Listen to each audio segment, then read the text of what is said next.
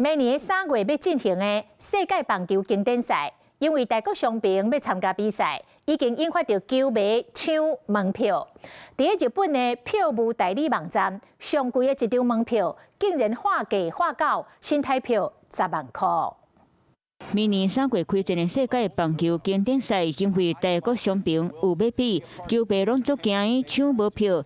这一届 WBC 分级阶段卖票，伫咧10月到第一批买到票的日本民众，伫咧第2阶段开始卖票进前，大国伤兵宣布参战，生目睭就捌看过票抢假呢。 根据日本媒体《圣经新闻》报道，卖票系统卖甲速度器，搁出现黄牛票，原价2万倍日本票一律边仔座位，场券17倍划到50万，等于看一场球赛爱开差不多新台票10万。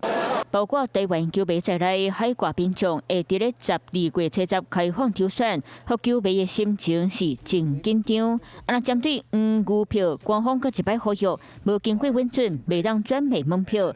严重禁止入场，甚至面对法律刑责。日本队伫咧主场东京巨蛋挑战2连霸，开幕战对手就是台湾。日本退休兵将和田一号伫咧网络预测，大国伤兵会打第1棒指定打击，铃木诚也排第3棒受正外野，先发投手交予金永生海。另外关键人物各有别人。 效力福冈两年经验外野手近藤健介，捌摕过太平洋联盟 MVP 打击王、全垒打王。和田认为伊是即马上高讲球的打者，才点伫咧第2棒会当保护大国。每一个位置拢真重要。日本队并变叫，嘛互这一场台日大战伫咧开拍3个月前就备受期待。